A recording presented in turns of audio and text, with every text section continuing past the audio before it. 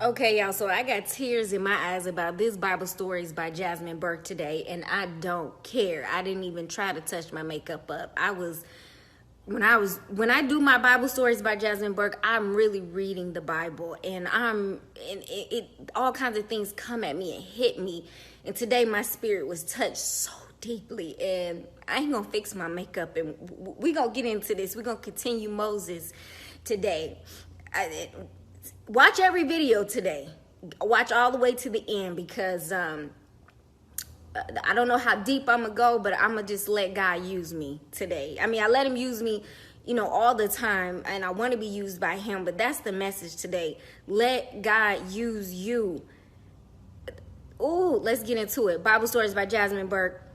Let's go. I strongly encourage you to follow along. Pick up your Bible and see that these are facts embellished with my amazing imagination. So for those of you who don't know, we've been reading about Moses, and we're in Exodus chapter 3.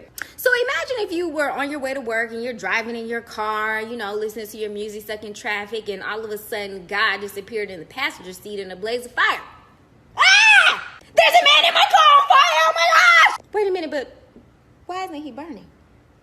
Is that you, Lord?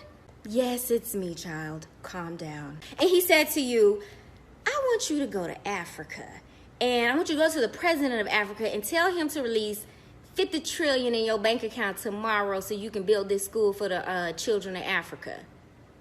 I mean, mind you, you don't have no passport. You ain't never been so far as outside of the city lines, and you want me to go to Africa and ask who for what, Lord? I mean, as any logical thinking human being, you would have a lot of questions and concerns, right? Well, so did Moses, and Moses really wasn't feeling what God was asking him to do. He wasn't all like gung-ho, like, okay, Lord, where do you want me to go? All right, I'll do it. He was more like, I don't know, me? Like, you want me to go to Pharaoh? You want me to ask him what? Are you sure? What if they don't believe me? He was really doubting God. And God had to keep telling him, tell them I sent you. I got you. I'm with you. You're good. What? If you don't get your... God performed 2 supernatural acts, the staff and then transforming his hand. Go in Exodus and read it. And God told Moses, when you go to Pharaoh, I want you to do these supernatural acts. I'm going to work through you to do these things to show Pharaoh that you messing with the real deal. I am, the great I am, is in the building. What's up? Huh? Okay, so here's the interesting thing to me about all of this, right? So God already knew there was going to be trouble on the mission. Ooh, oh my gosh, did you catch that? Okay. Ooh.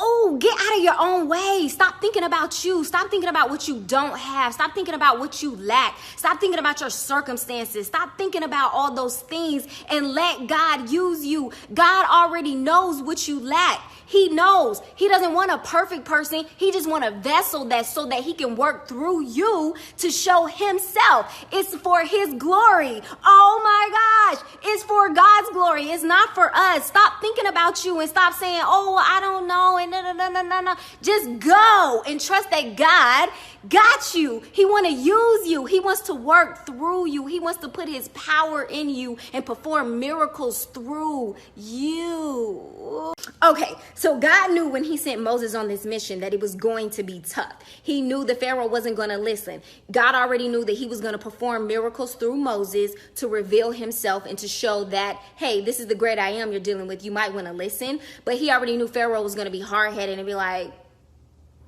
and I'm still not letting the people go. So God said, all right, Moses, so this is what I want you to do, right? So he laid out a plan for him. He said he's not going to listen to any of the miracles. I already know that. That's cool. We got him on the back end. Watch this. All right, go to the Nile. I want you to get some water out the Nile. I want you to pour it on the ground, and it's going to turn into blood. And then let's see what he said.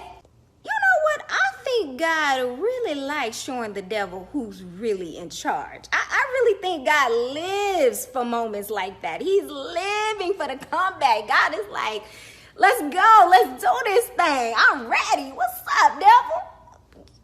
Yeah. I mean, because if you think about it, God already knows who's going to win. He is. So he's like, bring it. I think as God's people, as believers, when we walk around just kind of like defeated and worried all the time, we're not living in the fullness that is God. Because if we already know God is using us, he's going to perform miracles through us, he's going to get us through it, then why are we walking around defeated? We know it's already won. So we got to be like God. You know, if God is like, what's up? Then we got to be right by him like, what's up? I got your back. You ready? I'm ready too, God. Let's go. You know, with two of us taking him down, I mean, he ain't got a chance. So, I mean, be encouraged today. Be a fighter in life. Not like cussing people out all the time. That's not fighting. Being a fighter is trusting and moving in that kind of spirit and energy. Oh, now here's where it gets real interesting. Okay, so poor Moses, he was so scared of the task that God had set before him. It was so huge. Have you ever been at a place in your life where God reveals a vision to you, something he wants you to carry out, and it's so big, and you're like, how can I even how? That's how Moses felt. He was like, the vision was so big, and poor Moses was like, I'm not even eloquent, Lord. I don't know how to speak. I didn't know how to speak then, and I sure as hell don't know how to speak now. You want me to go before a Pharaoh and request such a thing? And the Lord was like, don't I give speech to people? Don't I do that? So I'm going to speak for you. Trust me. And Moses just kept doubting, and God got mad. He was like, God, Moses, fine. Go get your brother Aaron. Don't give your blessings away to people. Ooh, when God give it to you, don't give it away. You know, I've heard it said a few times, and I read it in the word for myself. You cannot mess up God's plan. When God has a plan, it's not about you. It's not about me. It's about something greater. He wants to use us for something greater, for his glory.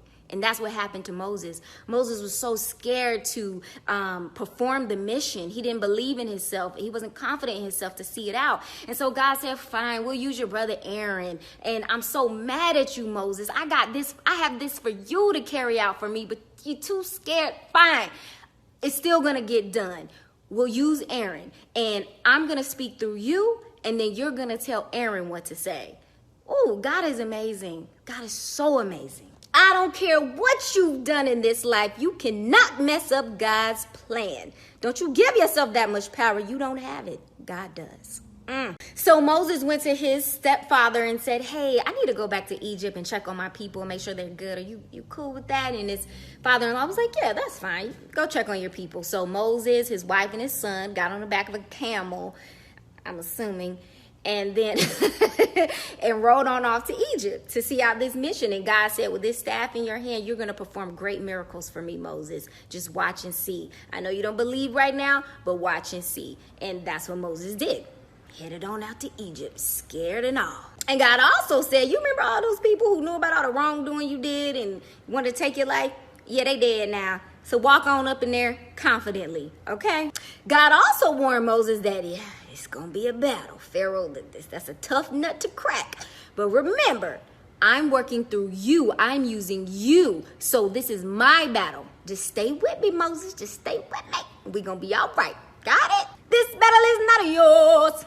Okay, guys, we're going to stop right here today with Bible Stories by Jasmine Burke. Because it's like, what? How many? 1, 2, 3, 4, 5, 6, 7. 10 videos just to tell one little small little eensy-beensy piece of the Bible. Okay, I think this is enough. I think this will last you till next week, right? Okay, this was cool. Thank you for tuning in and watching, and I want to leave you with this. Be encouraged. Let God use you, okay? You've let the world use you enough, right? And what have you gotten from it? Let me tell you something. God has something for you so incredible. And I know it'll seem big and large. I don't care if you've been incarcerated for 20 years and God says, go to the Supreme Court. You're getting out of jail. Let him use ya. I don't care if you're a single mother with 3 kids that's struggling and God says, go adopt that child in need. Do it. Let him use ya. I don't care if you've never been out of the country and God says, go across the world and do something for me. Let him use ya.